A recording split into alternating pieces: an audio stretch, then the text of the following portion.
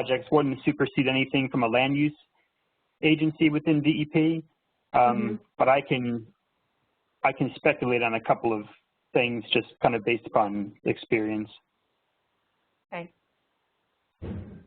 Okay, well, it's 10:35, and I think we have folks have joined us again, and we're ready to go. So why don't I pose that question again to you and Gretchen and Brian. So the question relates to the permitting requirements that may or may not exist on the DEP's end for some of these restoration efforts. Yeah, and for folks that were, listening in just ahead of it, the program that Gretchen and I work for, the Division of Fish and Wildlife's Endangered and Non-Game Species Program, we're in a, I guess, somewhat thankful position of not being a regulatory agency. We don't issue land use permits. We review and provide technical assistance on them, but we don't necessarily issue them or have, the laws and regulations, sitting next to us on our desks. But I can say that for, just based on my experience working in some of these habitat types, yeah, it would be the best case scenario to reach out to Division of Land Use to check on some of that. When you're in, a state blue line, a state stream, within kind of these wetland areas, wetland transition areas or stream transition areas, there generally are some conditions and regulations for working in those areas, even if you're trying to do something good like, de-snag a culvert. So yeah, it'd be worth checking in, well, initially I would say with the authority who own or maintain that structure, whether it be the municipality, the county, or a state agency, or even private. I would check in with them, and then they might be a kind of a conduit to the folks in DEP land use on what permits might be required. And the agencies that maintain those structures, likely already have permits from DEP to do maintenance and cleaning of those culverts. So that might be a best first step from that sense as well. Great. Okay, thank you. That's very helpful, Brian. So folks, we have Brian Zarate speaking with us right now. Brian is a senior zoologist with the New Jersey Division of Fish and Wildlife's Endangered and Non-Game Species Program. So he is the one who has been coordinating the state's reptile and amphibian conservation work, and he's leading the statewide Connecting Habitat Across New Jersey CHANJ project, which we're going to hear about now. Also from his office is Gretchen Fowles, who, again, I understand was instrumental in concept development for this project. So, Brian, why don't we hand this off to you now? Okay, great. Yeah, thanks, Heather. Yeah, and thanks to Heather and everyone from the Watershed for giving us the time to present this morning, and really enjoyed Isabel's presentation as well. So, going back probably 10 plus years ago, our current division director and former Endangered Non-Game Species program staff member, Dave Golden, had started working on connectivity issues with Gretchen. And then as, kind of Dave ascended the ranks, Gretchen assembled around her a team that now includes myself and Mackenzie Hall, who's another co-lead on the CHANJ project and also our bat biologist. And Gretchen does a tremendous amount of work with mammals as well, including bobcats and Allegheny wood rats. And so, us three are kind of co-leading different aspects of the project. And yeah, Gretchen is the driving force and kind of brains behind the operation. And so what I'll do this morning is kind of go through the presentation, looking at some of the products and tools that we've been working on. And I'll have some kind of breaks in there to have Gretchen come in and, kind of fill in some information that I may have made too confusing or skipped over. And I just wanted to say that, belated Earth Day, and for the Star Wars fans, happy May the 4th be with you. our CHANJ project, Connecting Habitat Across New Jersey, officially launched about a year ago at the land rally that was canceled obviously this year, that was held last year. And so it took us quite a while to kind of deliver the project out to the public, and we're really kind of excited to speak with folks that are kind of engaged with the habitat connectivity issue and are really interested and willing to kind of help us put these pieces back together. This video that I'm going to show in a second, kind of provides the background and need for something like this. As the reptile and amphibian person for New Jersey Fish and Wildlife, one of the things that we noticed with herp species and with a lot of our terrestrial wildlife, which Connecting Habitat Across New Jersey focuses on, terrestrial wildlife, a common threat to those species and their kind of major limitations to both persisting and kind of flourishing in New Jersey had to do with some of the obvious things that we all kind of know and think about with wildlife is diminished habitat and diminished opportunities to move between those habitats. And so is that kind of need amongst a lot of our terrestrial wildlife that this project was kind of conceived and born. And so let me play this video for you. It's about 3 minutes. And Brian, I'm just going to jump in to remind folks that they may want to slightly turn down their audio, because if you're wearing headphones, it could be quite loud. Thanks, Heather. Okay, here we go.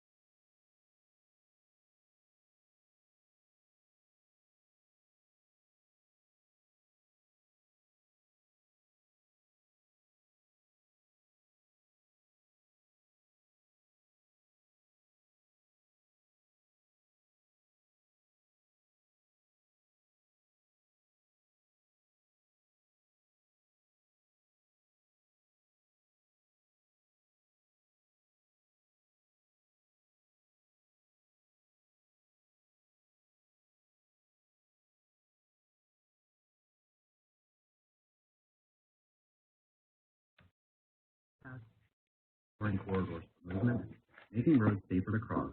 These are our goals. Led by the New Jersey Division of Fish and Wildlife, CHANJ, made up of natural resource managers, transportation planners, conservationists, and researchers who have all come together to work toward a common vision of connected land. Now, we have some tools to share. Our interactive map shows the most important core habitats across the state and the best opportunities to link them back together. And our guidance document presents a menu of actions for preserving critical land, enhancing habitat, and designing effective projects to help wildlife traverse roads and other barriers. Animal species here and all across the globe are up against ever-growing pressures in our human-centered world. And the ability for wildlife to move and adapt has never been more crucial. Here in New Jersey, we've got the tools. Our wild animals every chance to find their way.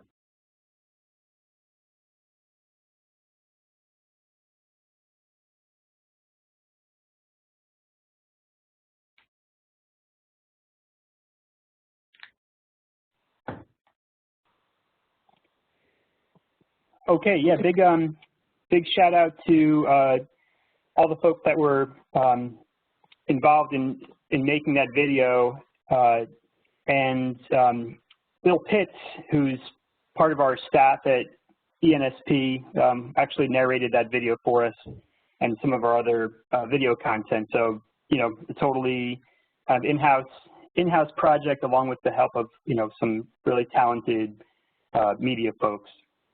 So what I'm going to do is kind of work the remainder of the presentation from some of our online resources.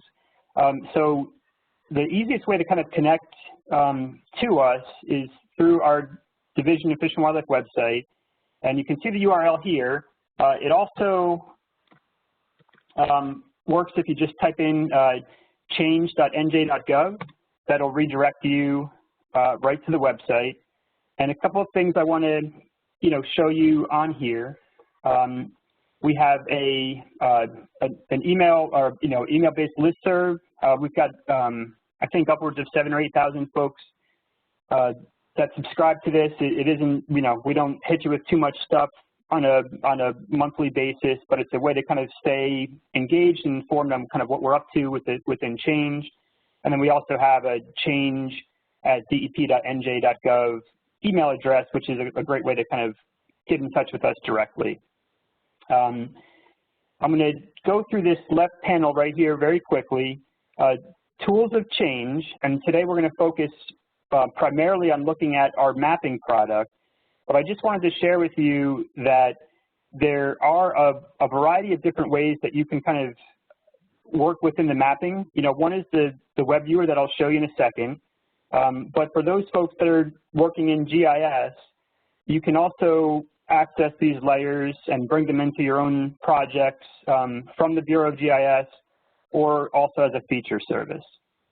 And I also just kind of want to give a shout out to the kind of smartphone, you know, ability of using the web viewer on your smartphone in the field, using your kind of your location on settings. It's a great way to kind of see where you're standing in relation to our change mapping.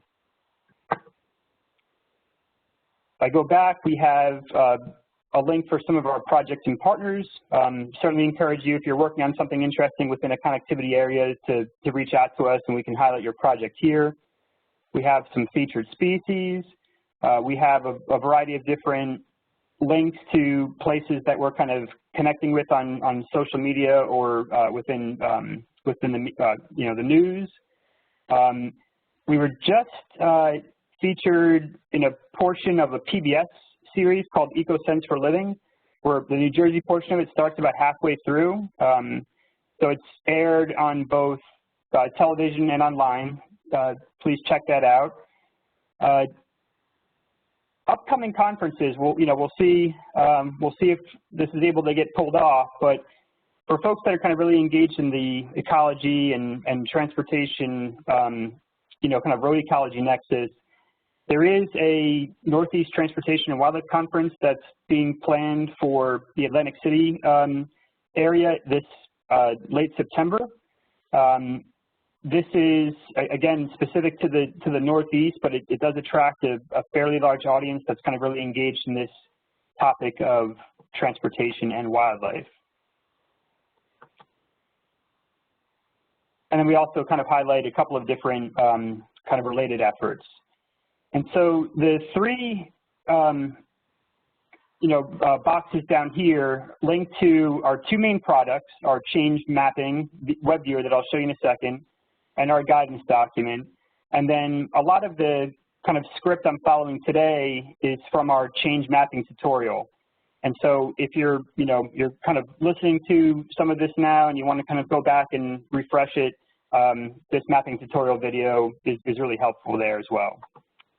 Before I jump into some of the specifics of the change mapping and layers, I wanted to just note a couple of things, and we'll touch back on the guidance document in a second. And I'm going to show you how the web viewer kind of connects directly in with the guidance document. The guidance document is a great place to go for kind of really getting into the nitty-gritty of how this project was developed and you know, the mapping specifics and the guidance as well. So please take a look at that in detail if you're interested in kind of really learning some of the nuts and bolts of it.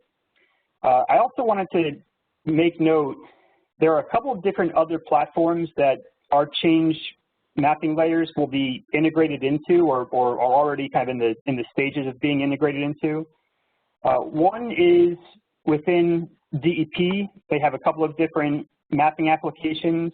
One is this DEP GIS data viewer, and folks also might be familiar with NJDEP GeoWeb. So this GIS data viewer, the CHANJ layers are already integrated within here.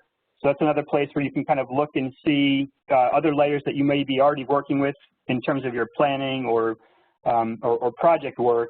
They may be available within this, this data viewer.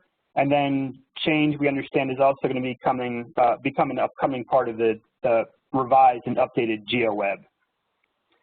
And then for folks that are already kind of actively working with the New Jersey Conservation Blueprint mapping, similarly within the ecological integrity map, or the broader overall encompassing blueprint map, you'll also see our CHANJ layers integrated into there. So just wanted to show you a couple of different places where CHANJ mapping, is already part of or will become part of it, in addition to these tools right here in our web viewer. So if I open up the web viewer,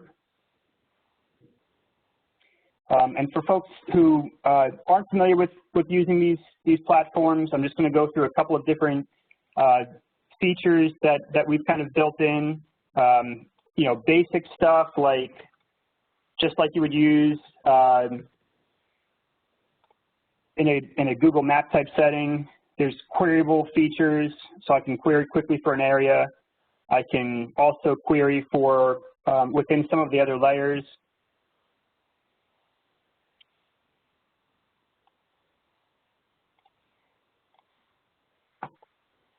I can bring us to Middlesex so we can kind of see everything at that scale. There are also a variety of different base maps that are built into here. So right now we just kind of have this basic street view.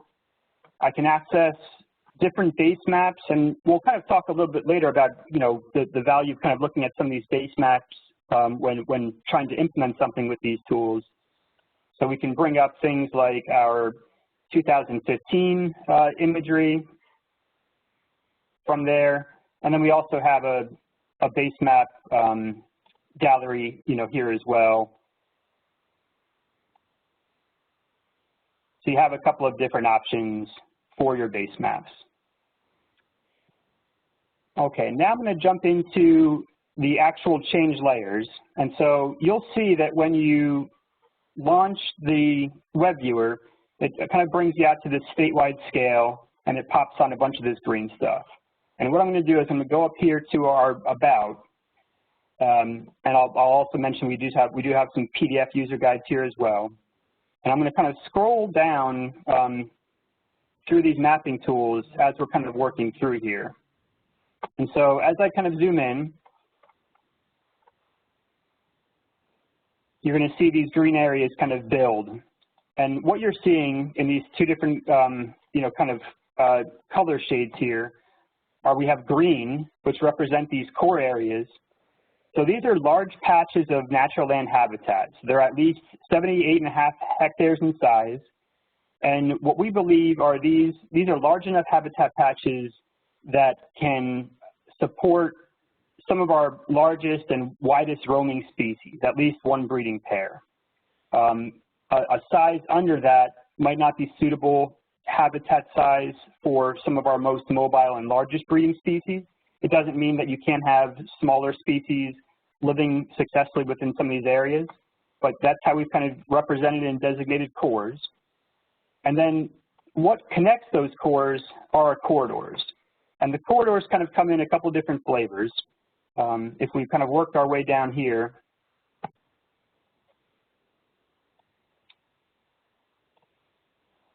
and I'll go over kind of these different separated layers in a second. We're going to allow this to draw. We have what we call both corridors and corridor gradients. And that's a little a little sluggish right now, so let me bring on our quick draw layer. And you can kind of see right there, that's a good example of it, quick drawing. So what we have within these gradients are these different shades that relate to ease of passability.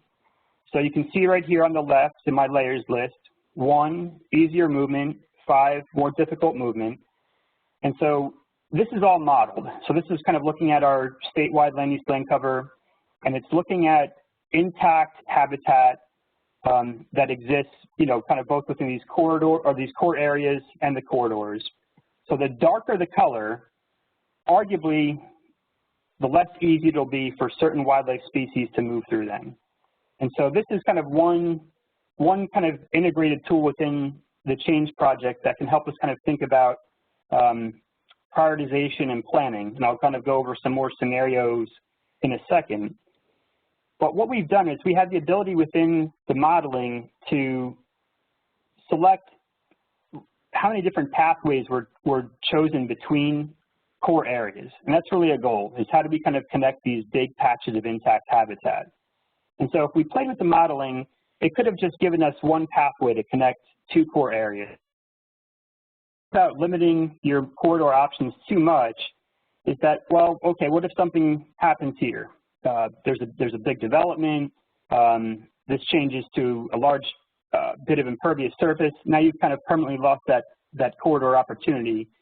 So what we've tried to do is build in multiple different options to get from one green area to the other. And we've limited that to an extent, but keep in mind that you are going to see throughout the mapping, particularly in some of our more intact areas, you will see a number of different corridor options. So as we're kind of looking at this list, I wanted to highlight that we have these 2 different CHANJ separated layers and this CHANJ quick draw layer. Just like we were seeing, the quick draw, it embeds all of our elements of change, and I'll go over all of those, but those kind of core elements are our cores, our corridors, and our road segments. This quick draw embeds them all together, whereas within our separated layers, they're actually broken out. They're broken out into roads, cores, corridors, and the corridor gradients. But because it's such a large data set, and depending on your internet connection and what the server's kind of up to at that moment, some of those separated layers take a little bit of time to draw. And so we can both work within this quick draw and the full CHANJ layers, but just note that they are redundant. It's the same information. It's just the quick draw obviously loads quicker. And so one of the things that I wanted to just kind of show you in terms of, you know, kind of working with those base layers and the CHANJ layers, you know, so we're kind of looking at this and it kind of covers up, you know, everything. There is the option, just like you would have in a standalone GIS application, to do things like work with transparency, you know, so you can kind of slide that bar. You can, you know, put on your various base layers and kind of get a sense kind of under our modeled mapping, you know, what's actually going on. So just a couple of features to show you there. Click that off. Okay. Now I'm going to focus in on road segments, and that's the other, like I mentioned, the other kind of key component to our CHANJ layers. Let's see if I can get those to potentially draw independently. Okay. So our road segments, right? So what we have in New Jersey, we have this tremendous network of partners that are really accomplished in habitat protection, in habitat restoration and management. But the third kind of key conservation action within our CHANJ guidance is the mitigation of road barriers. And so we have this strong group that's already really good at kind of buying land, protecting land, but we're still kind of working very diligently with transportation planners and other folks kind of engaged in the transportation work to figure out the best way that we can safely get animals across roadways. And so if we bring on our quick draw layer really quickly here, and let me change back this transparency. What we see is that, you know, if I'm an animal living up in the core area and I'm trying to make my way through to this other green corridor area, there's going to be a number of obstacles that that animal may face along its way. And one of the most kind of threatening obstacles for particular species are roadways. And so what these change road segments represent are places within the core or corridor that a road segment bisects that mapping and habitat is undeveloped on one or on both sides of the road. And why that's important is that if we have an opportunity to do something for road passage, we want to try to make sure that what we're investing in with regard to wildlife passage is going to be something that's there and effective long term. So if we were to invest a bunch of money into developing something to pass wildlife, and that could be under road tunnels, it could be improving a culvert, you know, like Isabel was showing us. You know, those are places where we want to make sure that our investment goes the farthest. And so we're looking at these road segments as, you know, yes, they're potentially currently barriers to wildlife, but they're also really interesting opportunities. And so what we would do within these road segments is really try to investigate, you know, what's happening there. Do we have a lot of roadkill? Do we have an existing water passage structure that's effectively moving wildlife? And I'll talk more about that in a second. But while we're kind of zoomed into this section, I wanted to show you the relationship that our mapping has with the guidance document and how to kind of take what you're seeing here and think about moving towards one of those three different conservation actions: land acquisition, habitat restoration or management, or potentially road mitigation. So if I click on a patch within our mapping, I can see that it brings up some attributes. So this big green area has a core. It's a core. It has a core ID. And it also has a hyperlink to the guidance document. So if I click on that, it'll bring you directly to our guidance document, to the section for recommendations that we would have for those cores and corridors. So we have information about connecting with different groups that might be able to purchase property on one or both sides of the road if it's not already preserved. And we have information about connecting with groups that are already engaged in a lot of habitat restoration or management work. And so what this guidance document does is try to connect with those groups that are already doing that kind of work, because, you know, the Division of Fish and Wildlife has wildlife management areas that we can do our work on, but there are a variety of other experts out there that are you know, working in these centers and working in places that, you know, our division might not have access to. If I go back to the web viewer, I can also kind of zoom in onto a road segment, and similarly, it'll bring up that we have a change road ID here and a guidance document link. If we click on that, now it's going to a section of Chapter 4 that's specific to road mitigation practices. And like I mentioned, this is kind of one of the newer things that, you know, our division and folks have been working on. And so what we have here is, and this is also available in Chapter 2 as well, we have a list of species that we consider important terrestrial wildlife species under the CHANJ project. I'm just going to kind of scroll through here in a bit. And then what we also have are specific wildlife passage system you know, specifications and ideas. So based upon the mobility guild of the species that we've kind of chronicled up above, we're kind of recommending different crossing structures that will accommodate those species. And if I scroll down here, I just want to show you a little bit what we're kind of talking about when I talk about kind of wildlife passage systems. So, you know, in the simplest form, and a shout out to Mackenzie Hall for our beautiful sketch here of a little box turtle walking under a road. You know, so roads have a variety of different effects on wildlife. In some cases, a super high volume road, you know, one of our state highways, parkway, turnpike, you know, those roads are so wide, so many vehicles in normal times are driving down them, that those roads can represent kind of complete barriers to wildlife. Animal may try to approach the road, it gets turned back, it doesn't even attempt to cross. Other roads, local roads, county roads, that may kind of visually have a way for, you know, the animal to see across the other side, the traffic volume is just high enough that those animals attempt to cross but might get struck. And so that's, you know, both of those scenarios, whether the animal is completely kept from passing at all, or situation where an animal attempts to cross and gets killed, right? Both kind of bad news, and both kind of limit the ability of these animals to kind of self-regulate their populations and persist. So what we've been trying to do is strategically integrate these wildlife passage systems into road projects and identify places where we find opportunity to do something like this. And so in the simplest example, you know, we have an identified road transect that has a need, and we might work with folks to do something like install an underpass.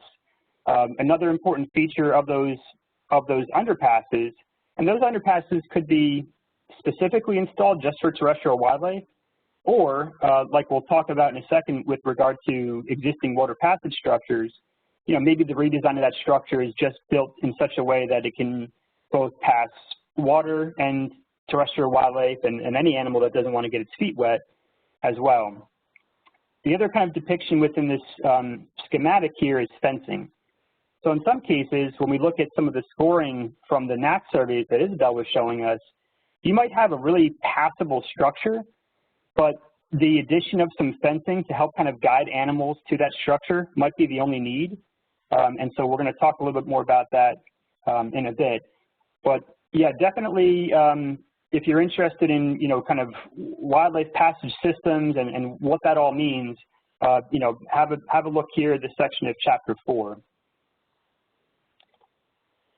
And the final element of the change mapping that I'll touch on before taking a pause are the stepping stones. And let me back these out for a second. So these stepping stones are contiguous areas of natural land cover, but they're smaller in size than the cores. So the stepping stones are only about 12.5 hectares in size. And what you can see here from our layers list, they're this kind of, this other shade of green. So if we look at this example right here, you have these wonderful core areas. You have a couple of different corridor options to get animals from point A to point B. You know, right through here, we know that it's a lighter color corridor. Let's bring that up just so we're kind of seeing it. It's a lighter color corridor, so it's arguably easier for movement. But there's also kind of an interesting situation going on here where you have a stepping stone. And these stepping stones, because they have a fairly reasonable intact natural land cover size, these could also be places that animals reside in as they're attempting to move from, you know, point A to point B. And depending on the wildlife species that you're kind of thinking or talking about, you know, some animals that have high mobility can move between you know, core A and core B in a day. Other species, some of the salamander species, other small terrestrial animals, you know, they may take a number of decades or years to move between, you know, core A and core B. So the stepping stones we've included here, and they're only kind of existing within our corridor patches, to help us think about other opportunities we might have to prioritize things like acquisition and restoration and management within those corridor areas. So let me just kind of take a pause there and just also mention really quickly before that, because I did skip over it. These road segments are also color-coded based upon the traffic volume. So these black road segments are considered our severe high traffic volume. You know, these might be road segments that the DOT reports to us that have over 10,000 vehicles moving on them per day. And then the lighter color segments that you can kind of see here also represent potentially very significant barriers to wildlife, but they're color-coded based upon that traffic volume. So they'll still kind of link to the guidance document. There's still areas for interest, but just kind of note that there are 3 different road segment types within the mapping. So let me take a pause there and see if there's any questions, anything I can jump back to and ask Gretchen to jump in before I look into some of the other layers.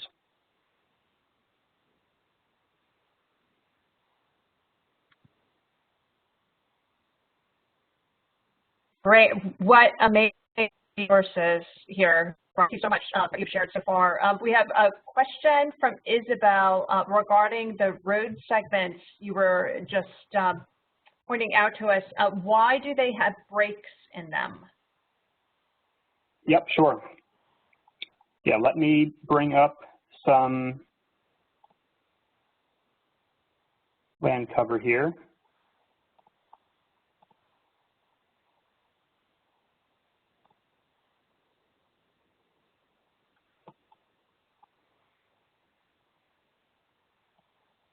Okay, so that's a good question. So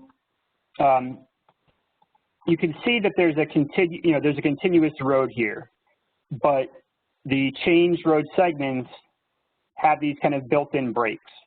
And so what we're looking for and what we've identified with the modeling are road segments that have undeveloped land on both sides.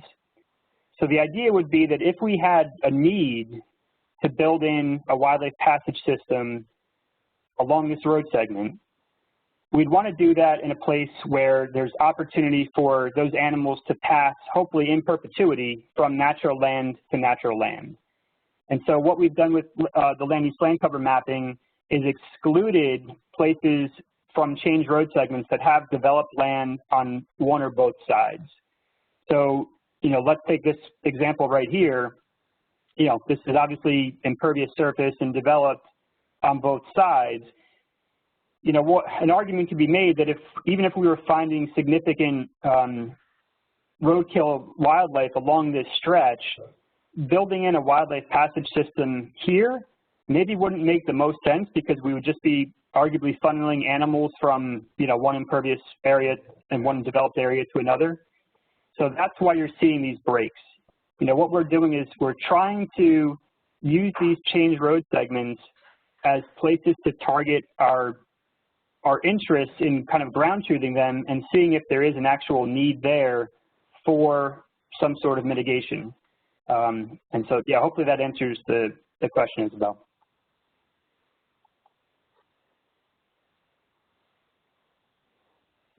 So, Brian, I understand that several counties have started work on comprehensive master planning, open space planning, using your change tools. In fact, Nick Tafaro, Nick, are you still on the call?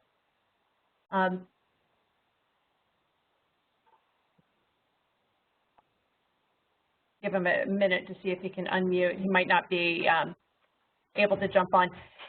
And so counties are using this wonderful tool, but that also, you've just walked us through how really easy it is for our stream keepers or anyone else to take a closer look at their areas of interest and analyze them using this tool. So many thanks for explaining that. I'm getting a note that my audio is breaking up. Folks, can you hear me? I can hear you now, Heather. Okay, great. I can hear you. Excellent. Is that Nick? Yes, it is, Heather. I can't see your chat, but I'm waiting to you. Yeah, the answer great. about Middlesex County is definitely, we've already actually taken all the shapes and fit them to Middlesex County, and we have something that I had the Raritan scholar intern do this season, and I just think it's I'm so grateful to have this, because it saves me a lot of work, and I see it not only for the road crossing issue, but actually for the whole issue of what I call traditional green infrastructure, and where those names, corridors and cores are coming, and stepping stones are coming right out of that. And so I see it as an excellent open space directive, and I'd like to speak to Eric about that later on. And that's Eric in County Parks? As we do our master plan. Nick, is that Eric in County Parks? I'm also looking at all these. It's going to actually be for open space, stormwater management, and floodplain management. I'm integrating all those with our park system and ways that we can expand our open space and make extents that are being suggested here above and beyond road crossing. Road crossing is definitely a great thing to feature here because that's what most of the general public is going to be most interested in. But the idea of connecting some of these areas that have this ease of corridor passage is really important, as was mentioned, when you're talking about both sides of a roadway or both sides of a stream that is yet undeveloped. The county can actually ask for wider buffers. So that's one of the things I'm looking at for our master plan. Excellent. And Nick, you're using the CHANJ tool to help develop your justification for that ask.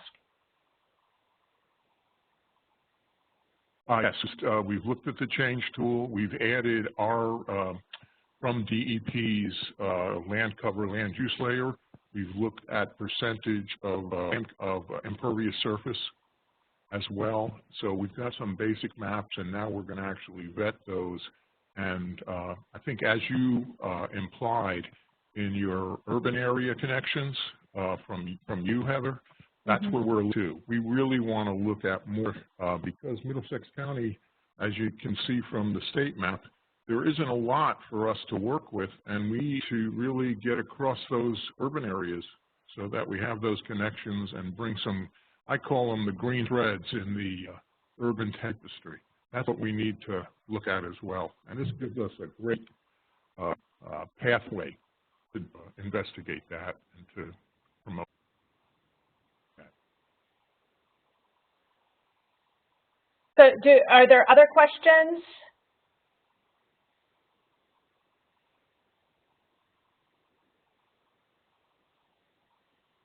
So Brian, I have a question for you. We've seen a lot of success in the watershed. Our Friends of East Brunswick Environmental Commission run an annual salamander crossing program to bring awareness, well, first of all, to help the salamanders cross the road, but to bring awareness to the need for improved habitat connectivity and crossings. What other types of citizen programs like that are you aware of in the state? Yeah, that's a good example, and obviously a very local one. Yeah, so that the Beekman Road crossing, is certainly the kind of oldest running, most organized one. There's another salamander crossing project that our Division of Fish and Wildlife administered for a while, and now it's being administered by the Conserve Wildlife Foundation of New Jersey, is up along Waterloo Road in Byram Township, southern Sussex County. And that is another project that, through these kind of ground truthing of road transects, and this was, all prior to CHANJ, but it just happens to be a really important CHANJ area as well. Volunteers and enthusiasts had kind of found, just through their own work and through driving around, these other hotspots of wildlife crossing. And it makes a lot of sense that these hotspots of wildlife crossing that had been identified, 15 years ago, happen to make it into this CHANJ mapping because they feature those components of, great habitat on both sides of the road and and that's generally where animals cross. That Waterloo project is similar in that it has folks come out in a kind of an organized fashion to help move animals back and forth across the roadway. I'll say that, you know, those projects, like you've mentioned about the Beekman Road one, they have a couple of different components to them. You know, one is this kind of saving an animal component, and then the other is the, you know, the outreach component. From my standpoint, you know, like Division of Fish and Wildlife Endangered Non-Game Species Program, that's, you know, a major initiative for us is to figure out ways to save wildlife. We want to try to figure out how do we do that in a permanent, long-term way that's both kind of safe for the animals and safe for people. And so the benefit they have at Beekman Road is, you know, you have a municipality that's really willing to step up and close the road, and so people can kind of safely, you know, move throughout that area. You know, Waterloo is not that situation, and so you still have cars, you know, kind of actively moving through there, you know, while, you know, our volunteers are out there on you know, cold, rainy nights trying to save animals. And so, you know, long term, we're looking for a more permanent solution that, you know, reduces the risk of, you know, of a potential volunteer getting, you know, injured, conflict, you know, with the motoring public. And we also recognize that some of those events, you know, people can't be there all the time. You know, people can't be there both when animals are moving, you know, to a particular feature, like with vernal pools, those animals are moving towards a breeding feature at really kind of specific intervals. But the intervals that they move away from that breeding feature back to their upland habitats is less specific. And so you're there kind of for this, you know, one-way movement, but you might not be there for that other-way movement, and you can still have significant casualty. There aren't any other major wildlife moving type of scenarios that the Division of Fish and Wildlife is engaged with other than those two. But one of the things that we are kind of encouraging with, you know, these identified change road segments is to build a network of folks that, you know, might be willing to kind of safely survey those road transects to help us kind of find the next Beekman Road or the next Waterloo. You know, there are so many roads in New Jersey, right? So many roads, so much motoring public that we want to collect that information, assemble it kind of at the statewide scale, and really kind of figure out how we can kind of prioritize places to try to integrate wildlife passage into the fold.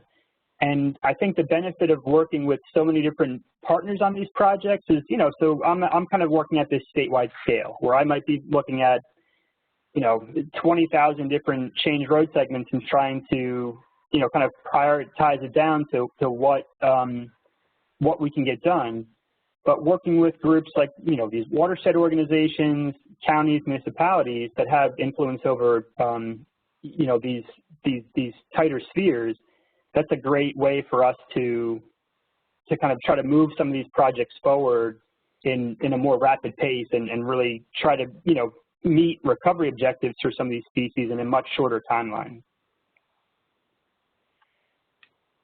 Excellent. And one of the when Nick was talking, I just wanted to show folks on the screen here. You do have the ability to bring in data, whether it's from, you know, ArcGIS online through a URL or a file. And so what I did while Nick was talking, he mentioned our land use land cover. So I actually brought that in as a layer. And so, you know, this web viewer does have that flexibility where if you're working, you know, you might have a delineated GIS footprint for a project as a shapefile. You can bring that in. You can bring in other feature services to help kind of inform, you know, additional planning.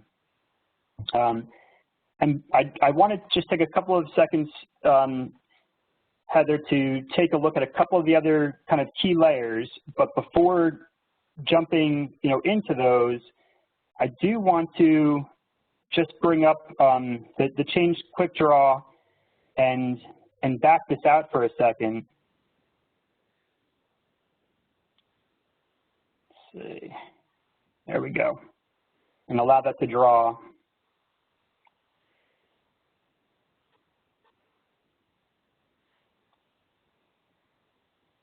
You know, one of the challenges kind of working at the statewide scale is, you know, you have places like in the northern part of the state and the southern part of the state that, because of the really tremendous land preservation efforts that have been happening for, you know, for decades now in New Jersey, we already have like these very large connected pieces of land. So, you know, Worthington State Forest, Delaware Water Gap, you know, High Point, Stokes, and then all the pinelands.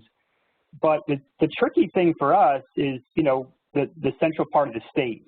And so, you know, the lower Raritan, you know, other areas within the central region are, you know, as we all know, you know, highly developed, you know, highly suburbanized, urbanized, and a very kind of dense network of roads like much of our state has. And so really the partners that we're trying to connect with, you know, in these central parts of New Jersey are really some of the most critical.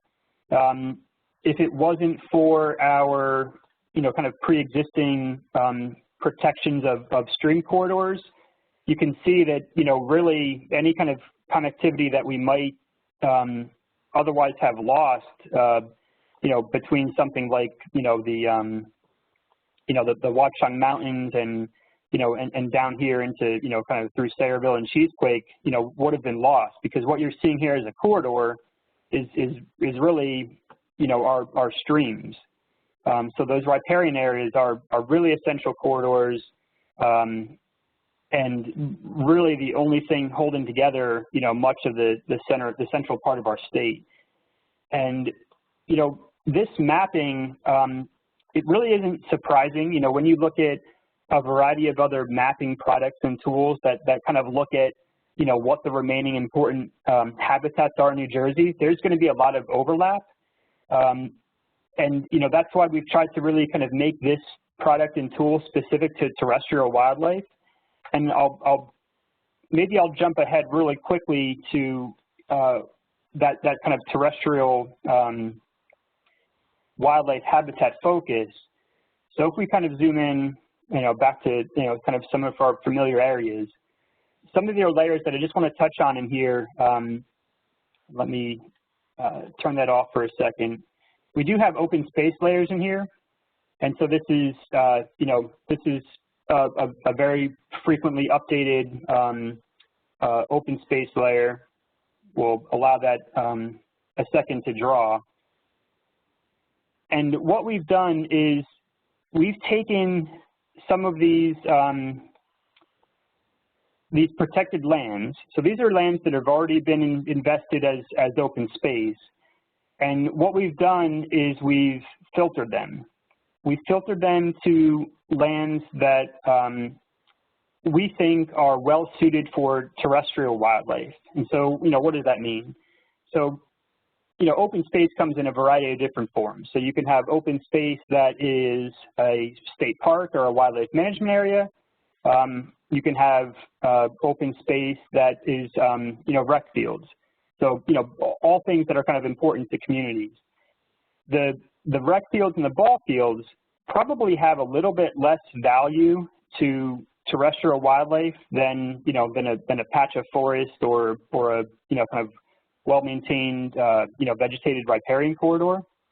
And so what we've done with these terrestrial wildlife habitat preserved lands is we've created a filter that kind of peels away those open space types that might not be the most beneficial for terrestrial wildlife live-in habitat or movement habitat. And so when we're thinking about, you know, preserving land for terrestrial wildlife, we really want to kind of do, you know, we really do want to think about preserving that land that is going to be the best for animals. And so when we kind of talk about, you know, a project from start to finish, and purchasing land, perhaps on either side of the road from an important, wildlife passage or an important area that we're seeing, animals killed along, it would be opportune to acquire that land in such a way that it's good for wildlife. So not only preserving it on both sides of the road, but preserving it in a way that's going to make it, the most natural. So just wanted to mention that. But we do have those other layers there, and I wanted I'll end with the NAC ones, but I'll just kind of quickly scroll through our layers list here, just to kind of show you other layers that you have available to you. So our vernal pool points are all in here, and some of this is dependent upon scale. So as you zoom in, some of those layers become selectable. So vernal pools are all in here, streams are in here, your water bodies, municipalities and counties. I'm going to skip mitigation projects and the NAC stuff for a second. You do have a separate independent road layer, your watersheds,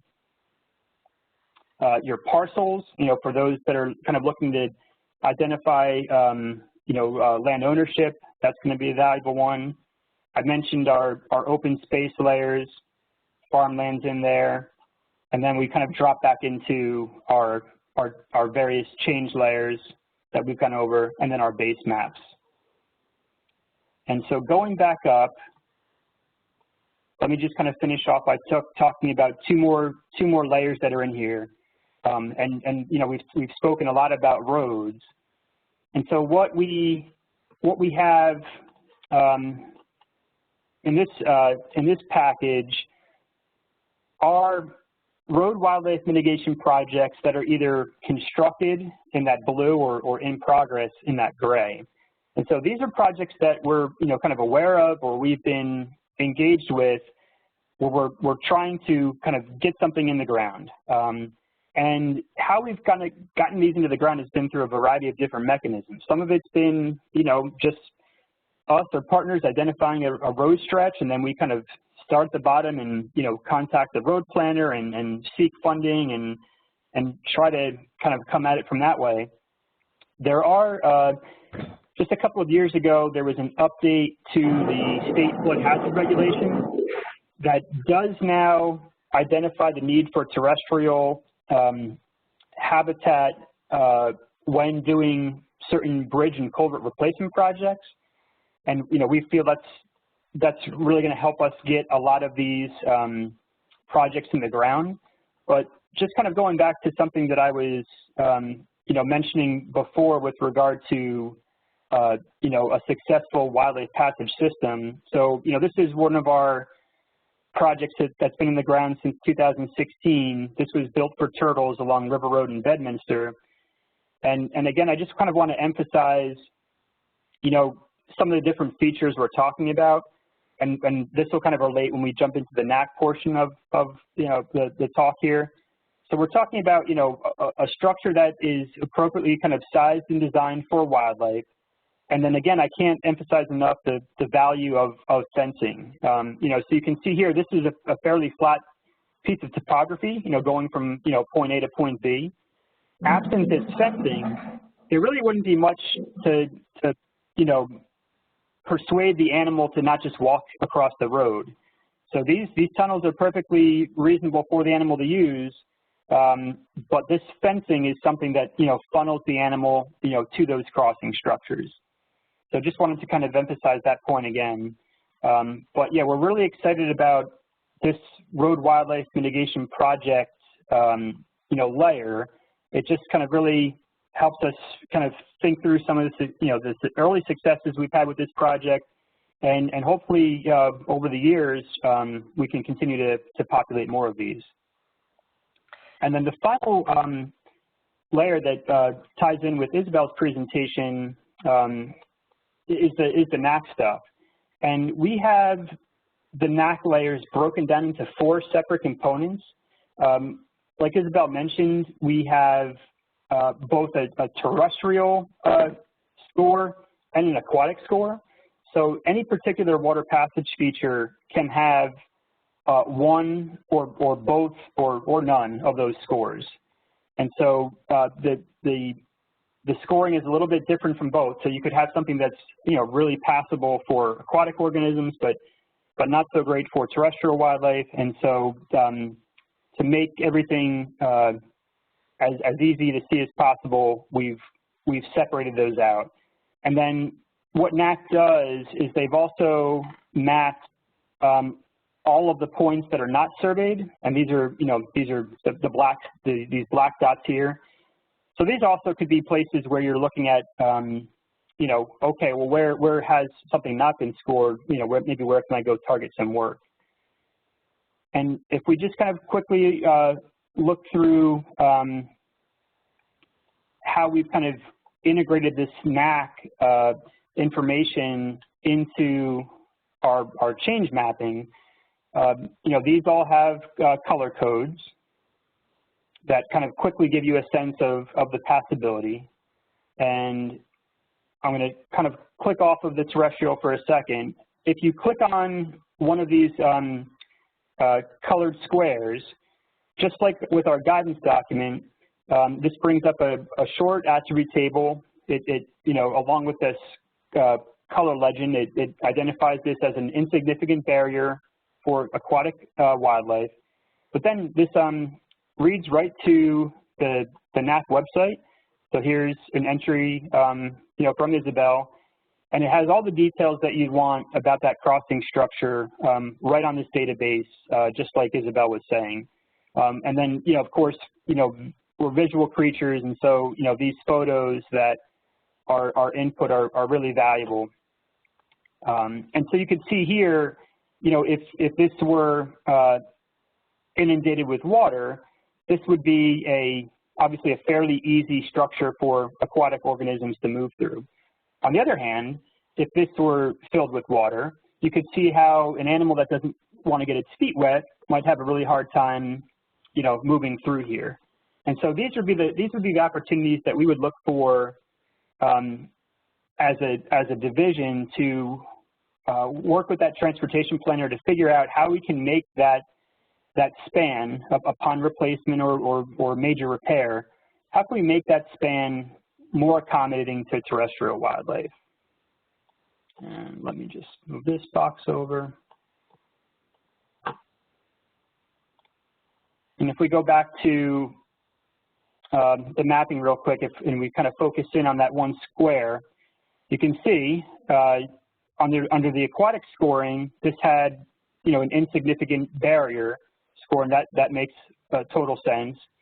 And then if we click on the terrestrial scoring, and they overlap, so it does help to make sure you know which one you're looking at.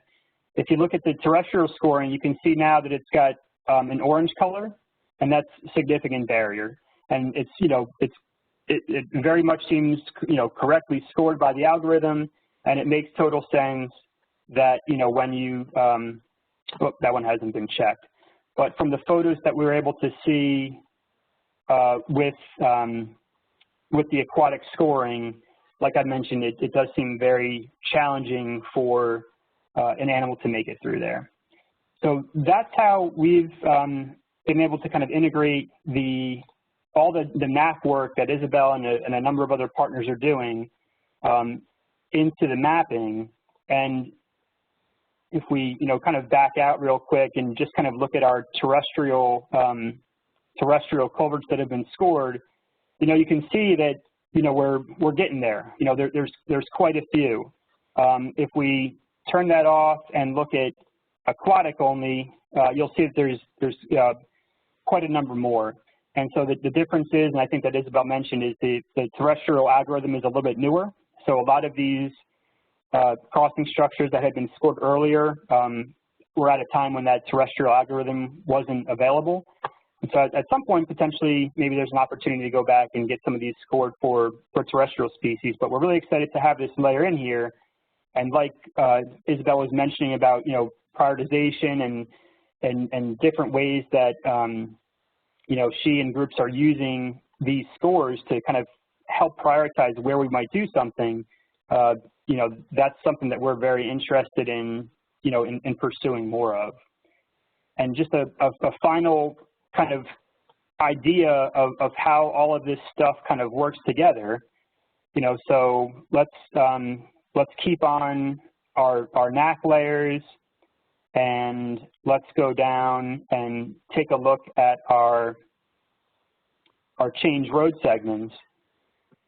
So you'll notice that there are a lot of NAC culverts that aren't you know, in CHANJ areas, and so what we've been working with volunteers and partners with, specifically with relation to kind of how all these different pieces and parts fit together, is we say, okay, you know, we've got a kind of a wonderful, you know, corridor here along the Raritan.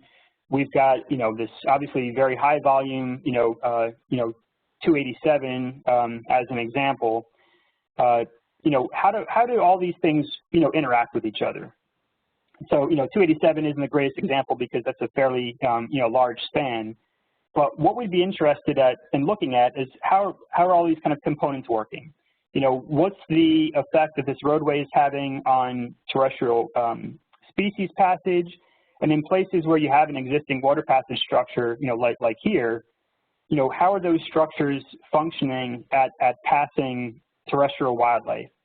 And depending on, you know, the results and the answers to those questions, that would kind of better prompt us to engage with the transportation planning folks, the habitat acquisition and restoration folks that are potentially working on one or both sides of a roadway, to all kind of come together in what we're calling action teams to say, okay, we've identified a problem.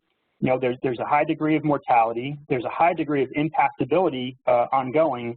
How can we fix it? And all of this information is, you know, getting accumulated in what we call road segment reports. So we'll have things like known roadkill, known wildlife observations adjacent to the road, the NAC scoring, land ownership information. We'll kind of compile all that into a report for these individual road segments to help us kind of, you know, bring that to the table when talking with partners and planners to think about solutions for, you know, challenges that we're kind of seeing really, you know, all across New Jersey's landscape. That's what I had, Heather, and I can leave this up or bring it back up later, but you know, please reach out to us, connect with our listserv, check out the resources on our website, and, you know, absolutely feel free to drop us an email at chanj@dep.nj.gov to, you know, kind of help us think through different ways that we can work with you on trying to reconnect New Jersey's landscape. This is just wonderful, Brian. I mean, again, what a very thoughtful tool. You know, the degree of thoughtfulness, all the various layers is just so comprehensive and very well presented. So big thank you. So hopefully folks have a sense, a bit of a sense. This was a lot of information, but you gave us an awareness of the world of possibility with this tool. And I'm curious if anyone who's left here on the call have ideas for application locally, or any of our stream keepers still on the call have questions about how to, first steps in using this tool to better understand your streams, or other areas of concern?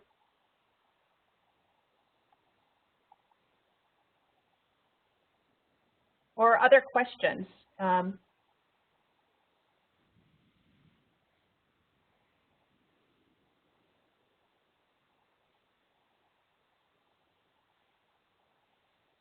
have a question for Nick, and I think Denise may still be on, also from the county, regarding your plans for sharing prioritization of at the county level. Nick, are you still on? Yes, I am, and I just unmuted. As part of that Raritan Scholar project, we've gone through our very old drainage report, which was as close to a stormwater management plan as we got to way back then in the 70s. And we've taken that and are looking to prioritize, and I think, and as I said, we've looked at change, and I really feel that I'll be contacting Brian as well as Isabel very soon to talk about how we can use this prioritization, both these prioritizations, and put it into our next comprehensive stormwater management plan. I also see where these this fabulous information provided by both HEP and NJDEP and really relate strongly to the actual prioritized projects for hopeful municipal stormwater utility program, so that we can actually find some way to finance some of this work other than simply grants coming from DEP and conservation groups, and actually have something that's a dedicated fund. That's one of my big hopes for our master plan, which hopefully will have these items in them. We've talked about already, our preliminary plans talk about change very complete. This even will more of the priorities that we can, and the biggest thing we have to do is get our engineering people in. So I think we will probably be having a meeting soon and bring our engineers in so they can understand what we're looking at, because this is the day-to-day. When we talk about the road crossings, that's where they're the fellows who have their feet on the ground and are doing this day-to-day with implementation. And this really is a great tool to illustrate to folks, the engineers and the transportation planners, the impacts and potential. So good. Okay. Thanks, Nick. So we have a question. Yeah, absolutely. Yeah. So a question here for Brian. The question is, can we efficiently monitor wildlife by tagging, or is this an expense that is not budgeted for?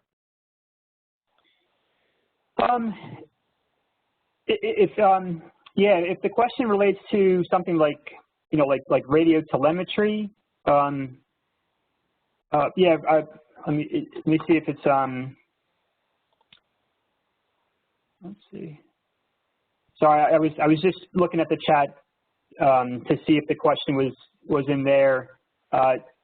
If the question is related to telemetry or something like GPS collars that we put on some of our larger animals, those tools are actually tremendously valuable and useful. And if Gretchen's on, she can jump in on that, as she's used GPS collars on bobcats extensively. And those collars allow us to see how an animal is basically living day to day and how it's reacting to things like roads. And there's information and data out there showing the kind of repulsion that certain animals see when they approach high volume roads. We've also used radio transmitters on animals like turtles to try to capture that information as well. So, prior to a wildlife passage system going in, we might radio track a subset of animals that are existing close to a road, and over the course of a season or two, we're looking to see what the frequency is of those animals, crossing the road at all. And then what we would do, and we have some examples of this, is where we do that pre-construction monitoring of wildlife movement and pair it with monitoring of those wildlife populations after the installation of a wildlife passage system to really help us understand the effectiveness of what we've done. Hopefully it's been successful, and use those case studies as hopefully, showcasing that, hey, look, there is a little bit of investment here, but it's a fix that really is going to provide the most bang for the buck long term. Great. Heather, let me just jump in and say that those options also exist for fish as well. Right. You can do fish tagging. You can do cameras that can record fish, like they're doing at other crossing structures and dams. And also, there's an opportunity to use eDNA. With regards to like culverts and passability, and you could take water samples on one side of a barrier on the other and compare them and see if you can, you're missing a given species on the side they can't get to. Okay, great. Thank you. And Heather, I just saw a question in the chat about how do you decide how many crossings to incorporate along a road? And so in Chapter 4 for road mitigation, we do have, let me just move this here. We do have that guidance in here. So depending on your mobility guild, your species guild, we do have spacing of structures on here. And so it does depend upon the species and the species guild. But yeah, we've tried to think about that. And this is something that these are good starting point recommendations, and depending on the particular project, sometimes you can fit more, sometimes you can fit less, but yeah, certainly check out table 4.3 for that. Excellent. Again, just the thoroughness and thoughtfulness of the materials that you've presented here, just a very comprehensive set of tools for folks to start to work with. So really, really excellent. Other questions?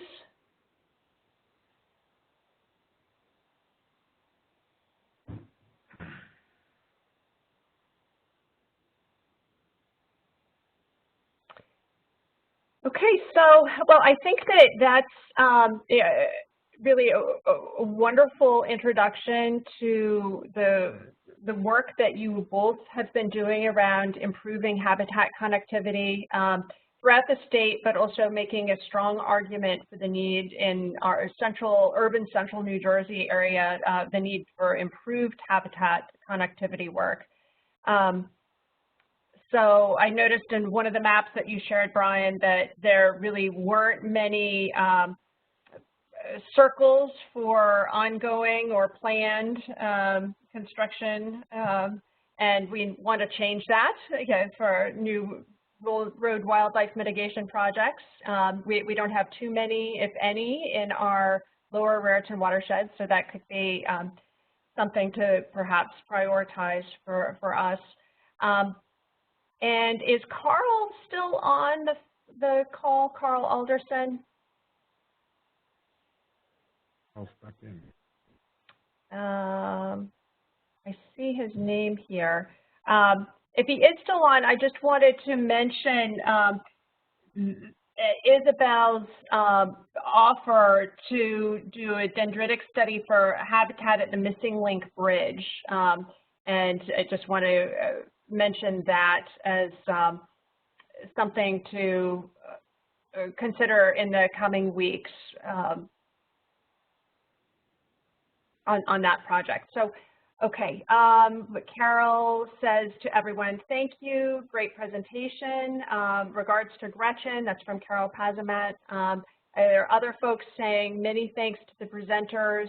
It really was eye-opening in terms of the amount of work that went into creating these tools and the great potential for them to make huge improvements to our urban areas.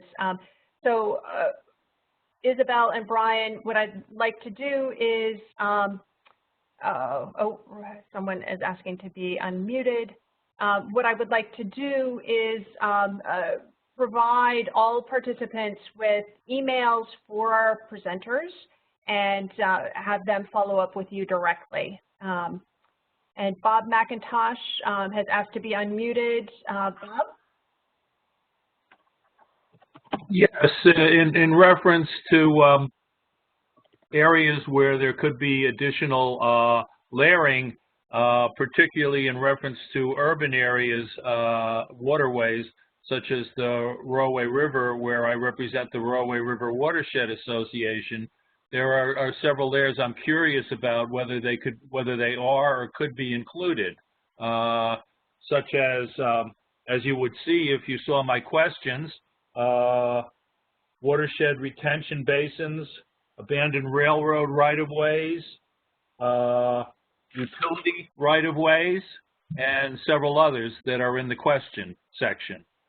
And I was addressing that to Brian. Okay, so you were putting Q&As and not in chats, and I'm so sorry for not having that on my radar. So Brian, can you see the Q&A section? I do, yeah. Okay. Yeah, Robert, thank you. Great, those are great questions. Utilities, okay. Utility right-of-ways, abandoned railroad rights-of-way. Yeah, the questions about some of those other things like the water lines and so on are maybe slightly off topic, but they relate to, you know, where the water comes from and where it goes, which is something that, you know, has been referenced as something that could be incorporated in the educational processes that we're developing. So yeah, people have a better understanding of that. Yeah, these are all really good layers to think about. I think when some of them may exist on ArcGIS already, but I don't know how to paste it. I would prefer that we have. Yeah, Robert, I would think that when we see these change layers integrated into the updated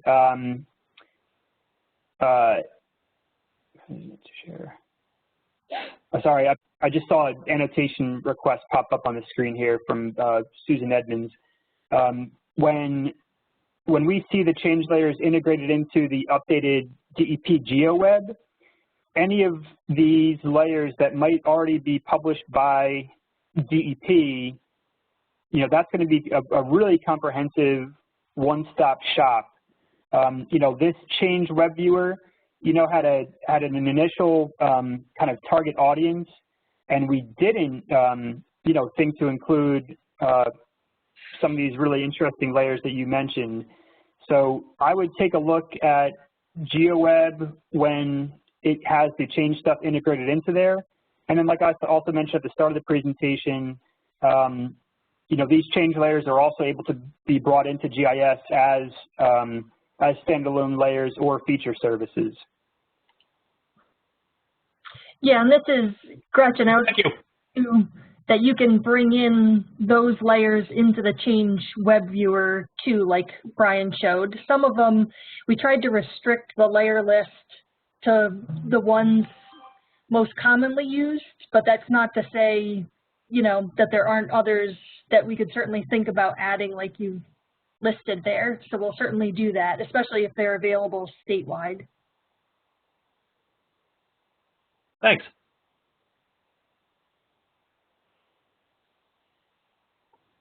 Great. Well, thank you, everyone. I will be following up with recordings and the presentations, copies of the presentations and contact information.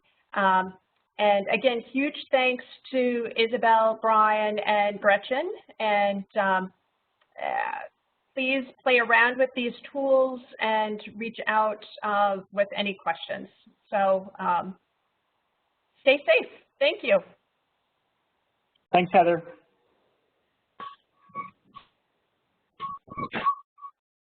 A great job. Great, thank you. That was excellent.